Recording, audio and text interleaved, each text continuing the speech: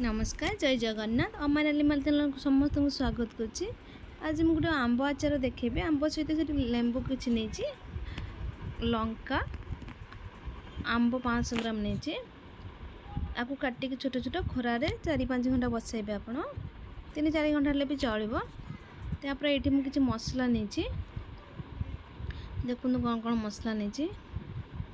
Black salt नहीं, सोरिष तेल नहीं, पानमहुरी नहीं, गोलमरीच, दालचीनी, इलायची 2 चट्टी नहीं, कला जीरा, जीरा, कला सोरिष, जुआणी किसी नहीं, मेथी, सुखिला लंका, हेंगू भी नहीं।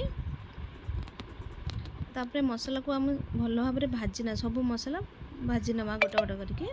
देखो प्रथम लंका गोलमरीच सब पकई टे बेसी फ्राए करने पड़े, से आग पकई। तापर मेथी, जीरा, सब मसला एमती भल भाव में भाजी नवा। आपण मो चैनल को यदि सब्सक्राइब करना ताने निहाती लाइक शेयर एंड सब्सक्राइब कर दियंतु।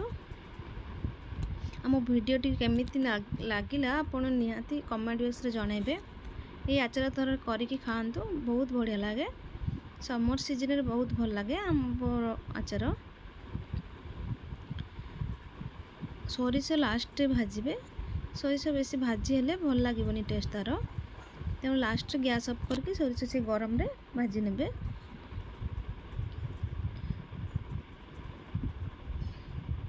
देखो सब मसला भाजी आसलानी।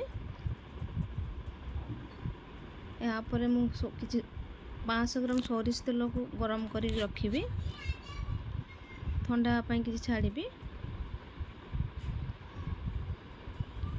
देखो मसला सब ग्राइंडिंग करने गोटे पाउडर बन नियंतु। पाउडर को पूरा प्लेन करें। यापर आंब आ सबू लेंबू लंका सब मिसेकी मसला सब देकी आचारटा आम बन नवा। आपण को मो वीडियोटा केमिति लागला निहांती कमेंट बॉक्स रे जणाइबे और सब्सक्राइब करेंगे। मसला पकेली प्रथम पाउडर मसला, यापर कला जीरा दीजिए गोटा किछि।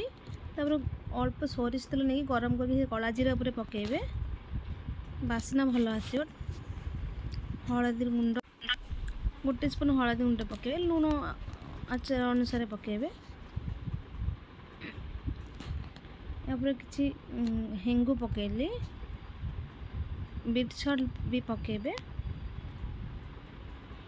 हेंगू और बीट सॉल्ट, लंका गुंड अल्प लंका गुंड देबे, कलर भल देखा। लेंबू 1 स्पून देबे। यहाँ पर जो सोरिष तेल गरम कर रखी थी, आप गरम पूरा देवेनि, खाली अल्प गरम थी देबे। तापर भल भाव में मिक्स करनवा।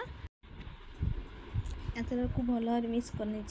ये आचार समर सीजन खायापी भारी बढ़िया लगे। आपण को यदि मो वीडियो भल लगे निहाती कमेंट बॉक्स रे जणाइबे। या को खरारे देबे, किछि दिन काच जार पुरेकी खरारे देबे। रहिली जय जगन्नाथ।